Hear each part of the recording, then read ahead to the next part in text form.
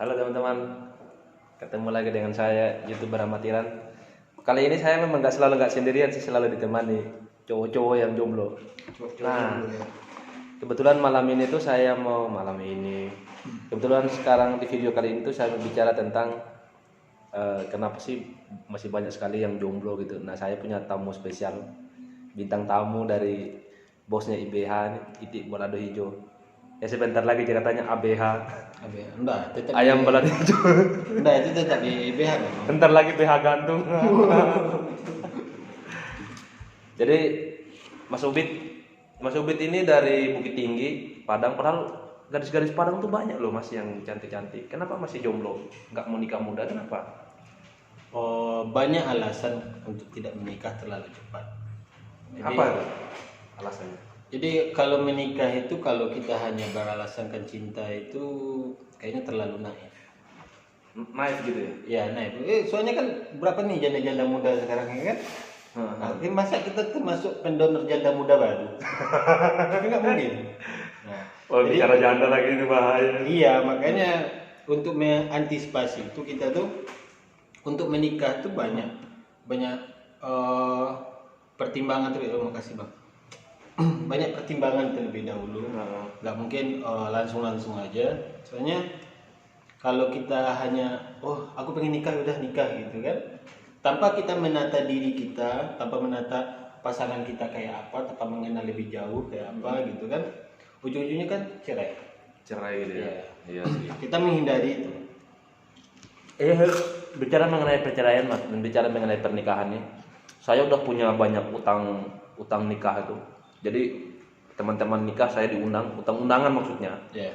Nah setelah mereka nikah dan setelah habis dari kondangan itu, saya pulang ngeposting. Saya selalu doanya kayak gini Mas. Ini kan dari keyakinan saya kan, agama Katolik itu dalam kitab suci terkutip bahwa apa yang dipersatukan oleh Tuhan tidak bisa diceraikan oleh manusia. Dan akhir-akhir ini tuh beberapa tahun ke belakang ini, setahun ke belakang lah, ada 2 tokoh publik yang melakukan perceraian. Dan saya merasa miris dengan hal itu gitu loh. Padahal mereka yang saya idolakan, ternyata mereka ngajarin saya perceraian gitu loh. Jadi boleh dibilang itu akhirnya beberapa orang bilang sama saya, Cim, kamu nggak usah nontonin atau baca berita tentang hal itu deh. Nanti kamu nggak jadi nikah lagi gitu. Padahal kalau saya kan memang saya nggak nikah itu, saya belum nemu esensi atau konsep apa untuk mempertahankan sebuah pernikahan Mas. Karena saya tipikal orangnya setia. Oh iya.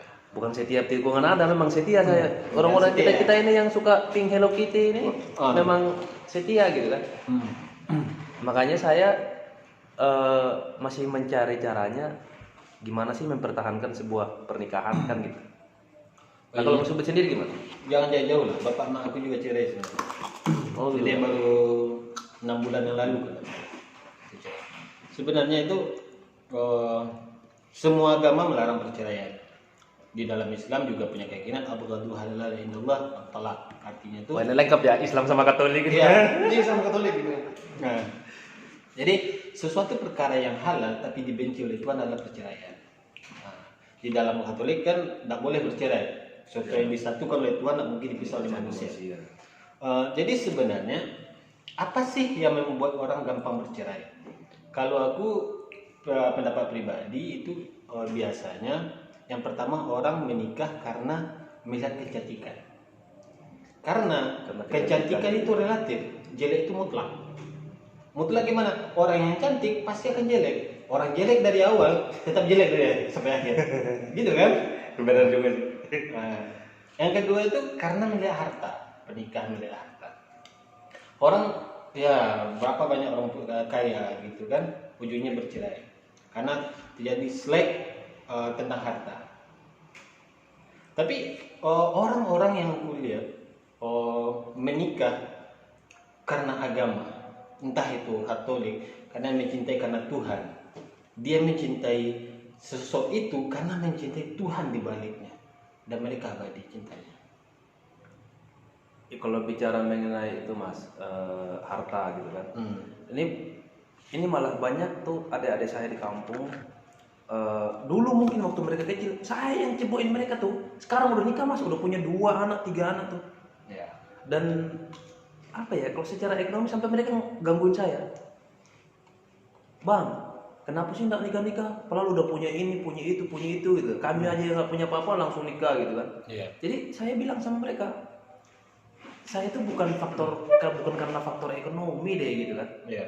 Alasan yang mendasar bagi pendapat saya loh. Tetapi kan kalau bicara kenapa orang selalu jomblo bahkan umur 30, 40, 50 itu kan ada begitu banyak faktor yang mempengaruhi kan. Bukan karena cuma faktor ekonomi atau faktor luar ekonomi, atau bukan karena spek dia itu tinggi, baik itu perempuan mungkin levelnya tinggi terhadap laki-laki ataupun laki-laki sebaliknya gitu kan. Bukan cuma masalah itu kalau aku lihatnya.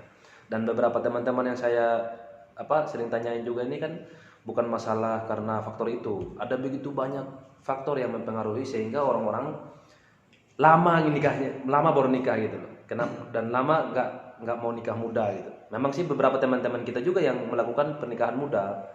Mereka mau bahwa ketika nanti tua biar anak kita yang ngurusin gitu kan. Nah, kembali ke faktor ekonomi tadi itu, saya selalu mau mengatakan bahwa bukan hal itu yang menjadi dasarnya orang kenapa lambat menikah. Karena misalnya saya sendiri, orang saya itu paling takut kalau udah nikah nanti cerai mas. Iya. Karena saya itu tadi keyakinanku, apa yang dipersatukan oleh Tuhan tidak bisa diceraikan oleh manusia. Makanya ketika saya nonton berita perceraian itu saya miris gitu. Ini bertambah lagi duda, bertambah lagi janda kan gitu. Iya, tambah lagi godaan. Nah, godaan muncul lagi. Godaan bagi kita yang belum nikah. Tapi omong-omong gimana IBH nih mas? Masih selama pandemi ini masih lancar gitu ya? Ini selingan aja buat bang selama jomblo. Masih aman, cuman ya banyak godaan dari janda juga sih. Oh gitu ya. Ya, itulah mas. Makanya kapan nih mau rencana nikah? Atau nikah sama janda sekalian? Katanya kan di agama mas itu kan bisa nikah berkali-kali. Ya. Kan makmum kan butuh banyak, imam kan butuh banyak makmum. Nah itu sebenarnya emang kayak gitu. Jadi peluang itu sebenarnya. Peluang. Cuman di agama mas nggak bisa ya kan? Oh di agama saya nggak boleh. Tapi gitu. aku pribadi itu punya alasan untuk telat menikah itu ada beberapa hal.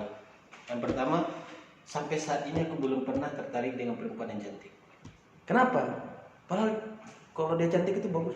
Iya, bagi sebagian orang karena aku punya logika. Termasuk saya. Saya punya logika. Memang pacar saya itu selalu cantik semua. Kalau aku, yang paling aku pedulikan adalah cerdas, bukan cantik. Cerdas itu ya. Ya. Karena kan dari awal kita udah bilang, cantik itu relatif, jelek itu mutlak. Iya sih.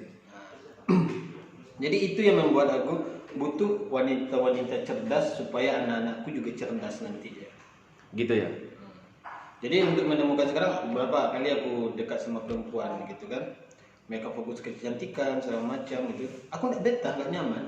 Jadi selalu putus gara-gara itu mas? Iya, pernah aku putus tuh gara-gara gimana ya? Oh, dia cantik, terus pernah di dalam aku pernah jalan sama dia. Bukannya saya batalin mas? Mas saya kan alumni dari Pondok Pesantren Gontor ya. Iya. Sama kayak saya juga alumni Seminari Sinar Buana. Jadi sebenarnya kan 11-12 kita nih. Bukannya kalau anak-anak pondok pesantren itu ketika keluar banyak sekali yang cewek yang dekat gitu kan. Kayak kami di seminari dulu ketika keluar, wah di seminari nih. Kita kirimin salam aja, muka nggak kelihatan, mereka langsung iya si cewek-cewek itu. Iya. Ya gimana kita nggak punya pacar punya cewek? Sebenarnya kalau anak pesantren itu aku juga pernah di cewek nembak aku berapa kali, berapa orang itu nembak. Lah kenapa nggak nikah dengan mereka ya? Aku tolak dari awal. Kenapa ditolak? Yang pertama itu aku punya alasan sendiri untuk aku masih punya keluarga yang harus diapain ya aku anak laki-laki satu-satunya, malu kan? Oh kamu anak laki-laki satu-satunya? Iya, anak terakhir, bungsu berarti? Bungsu. Jadi sekarang kita bisnis di BH gitu kan, buka apa? Apalagi kalau udah anak pesantren buka bisnis, itu godanya bagaimana itu? Wah tambah keren itu berarti. Cuman ya kita punya pandangan sendiri tentang wanita. Kalau aku kemarin itu pernah ditanya sama perempuan, Bet, menurutmu yang berhak untuk matre itu siapa? Cewek kah atau cowok? Ditanyain aku gitu kan. Terus aku bilang, di masa pacaran yang berhak matre itu adalah cowok. Kok gitu gitu kan? Gak bikin ketawa ini. Iya serius aku jawab itu. Kok gitu katanya? Itu investasi kau untuk cowok akan menafkahi kau seumur hidup. Jadi orang-orang susah kayak aku kayak ini. Di channel saya aja ini orang curhat loh mana? Nah cuma aku kena kemarin. Aku kan mau belajar hidroponik ini. Nah, terus ada cewek di Institut Pertanian Bogor. Di sana lah gitu Ya ya. di sana. Nah, habis itu aku nggak tahu bahan-bahannya. Yaudah kamu beliin, aku bilang kan. Oke dibeliinnya. Terus di chatnya aku, apa aku ngomongnya? Ini investasiku katanya kan. Si Agri gitu kena aku bilang. Oh, balik lagi dia gitu ya. Balik ya. Nah, bicara mengenai yang selalu ditanyain itu Mas, sama sebenarnya. Saya selama usaha homestay sama Nyaman Tour and Travel ini, ketika ketemu tamu, selalu yang ditanyain pertama tuh, masih muda nikah, masih muda berkeluarga gitu kan. Kalau sebenarnya kalau kita udah jawab bilang belum, apa nggak usah ada tanya selanjutnya lagi gitu loh. Karena tapi ada juga beberapa tamu mereka tuh bahagia banget kalau untuk mereka apa namanya kerjaan kita gitu. Pasti tamunya cewek. Ya ada yang cewek, Oh, ada cowok juga. jarang lah cowok yang nanya. Pasti ibu-ibu kadang mbak-mbak ya sering sih ditanyain. Karena memang kita di homestay sama tour and travel ini kan riskan kalau masalah perempuan ini. Cuman puji Tuhan alhamdulillah saya belum tergoda bro. Karena memang itu tadi saya tipikal orangnya setia. Jadi kalau habis putusin yang satu baru nanti saya cari cewek lagi. Cuman memang saya nggak punya Cewek. pacar ya. Jadi selalu harus punya pacar dulu gitu kan. Kalau aku slow aja. Jadi apalagi di kafe ya kan, di BH itu. Aku lagi masak tuh di depanku orang pacaran. Aku slow aja, nggak ada. Itu bro, kalau punya Ingin. pacar itu enaknya, hayang udah makan belum? Kan ada yang nanyain, meskipun kita belum menikah gitu. Iya, Itu enaknya. mak aku kadang-kadang nanya juga sebenarnya. Beb udah makan apa belum? Katanya. Oh mama saya mama sering gitu ya. Ya, masih ada yang nanyain aku, nanyain kabar. Banyak ingatin gitu lah ya. Nggak terlalu apa. Jadi kalau kita tarik lagi ya pacaran tuh hanya untuk pengenalan sama macam gitu kan. Bagiku pacaran itu tidak penting. Kenapa? Karena pacaran setelah dia putus jadi mantan, jadi jele. Berapa orang ngomong ya mantan ku anjing gitu kan? Tapi saya secara ini bahas mantan loh, Mas.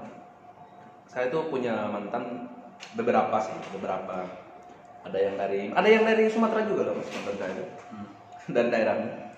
Ada juga yang dari Manado, ada yang dari Kalimantan, Bali campur Arab itu ada mantan saya. Jadi selama ini saya komunikasi dengan mereka. Jadi kayak teman komunikasi. Jadi teman partner bisnis. Kan saya sudah bilang sama mereka bahwa sekarang saya sudah punya pacar ini. Dan memang kali ini pacar saya merekor Paling lama. sudah mau hampir 4 tahun ini. Makanya banyak sih yang doain bilang ayolah Mas nikah aja gitu. Saya bilang sabarlah, ada waktunya kalau nikah itu. Kalau Mas apa alasan tidak nikah? Udah nikah muda. Itu tadi alasannya. Setiap kali dua mau hendak menikah, muncul berita toko publik yang cerai.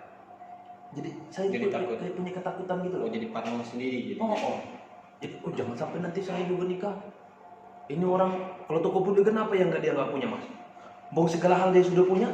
Ya. Nah maksud saya itu kalau bisa selama menikah itu kan kita harus nyaman dan bahagia kan gitu. Oh, aku tidak setuju juga dengan kalimat itu. Jangan kenapa? Soalnya dalam berhubungan, jadi aku punya konsep tentang cinta itu kayak seperti magnet. Magnet gitu ya. Ya magnet. Jadi ketika dia sama-sama mencintai, berarti tarik menarik ya kan? Tarik menarik pasti ada benturan. Nah, ketika berbenturan, bagaimana kita menyelesaikan masalah itu?